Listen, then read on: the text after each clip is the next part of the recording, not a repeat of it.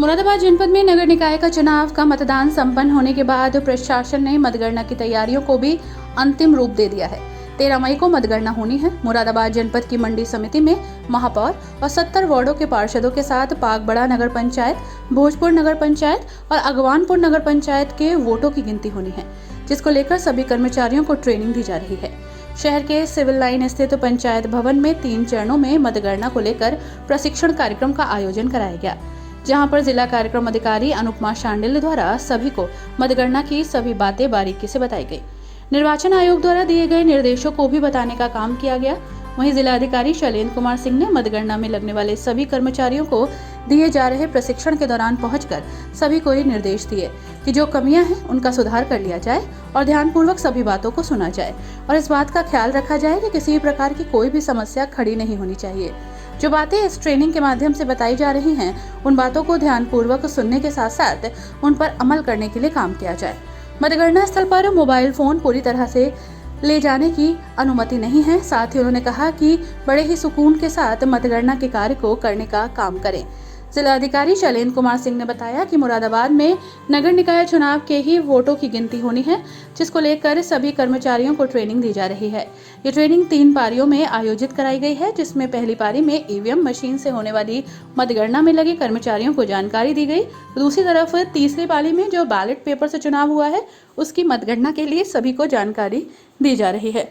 आज 3 सत्रों में प्रशिक्षण कराया गया। पहले सत्र में नगर निगम में जिन लोगों की ड्यूटी लगी है, क्योंकि नगर निगम में ईवीएम मशीन का इस्तेमाल हुआ है, तो उन लोगों की आज ट्रेनिंग कराई गई, जो सुपरवाइजर्स और जो काउंटिंग असिस्टेंट थे। और बाकी 2 सत्रों में जहां पर बैलेट पेपर के माध्यम से मतगणना मत पड़े हैं और मतगणना होनी है, उसके 2 सत्रों में प्रशिक्षण कराया गया है। और तीनों सत्रों का आज प्रशिक्षण हम लोगों ने भली भांति इनको दे दिया है। कौन कौन से प्रारूप भरने हैं, किस तरह से भरा जाना है, मतपत्र को स्वीकृत अस्वीकृत करने में किन चीज़ों का ध्यान रखा जाना है, इन सारे बिंदुओं पर आज विस्तार से इन लोगों को प्रशिक्षण दिया गया है। अभी हमारे जो टीम है, काउंटिंग टीम है, वो इसको ये नहीं पता है कि उसकी ड्यूटी एग्जैक्टली किस नगर पालिका या नगर पंचायत में लगी। यद्यपि नगर निगम की टीम बिल्कुल अलग है, वो जानकारी है, लेकिन नगर पालिका नगर पंचायत की टीमों की भी जानकारी नहीं है।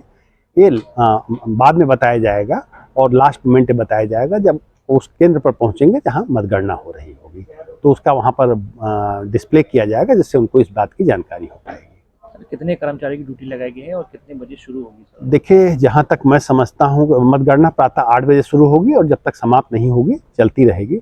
हम लोगों का अपना अनुमान है कि 4 बजे तक हमारे जनपद की पूरी मतगणना समाप्त हो जाएगी।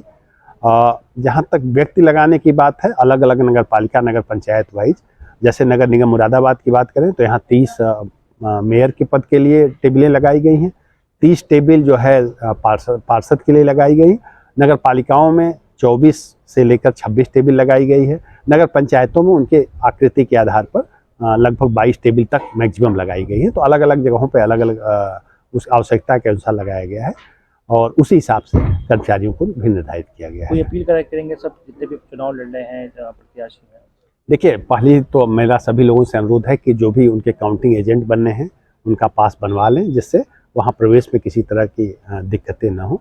और दूसरा आग्रह है कि लोग धैर्य रखेंगे। हम लोगों का पूरा प्रयास रहेगा कि निष्पक्ष और निर्बाध रूप से मतगणना को संपन्न कराया जाए, किसी भी प्रत्याशी को असुविधा न हो, इसका हम लोग पूरा ख्याल रखेंगे।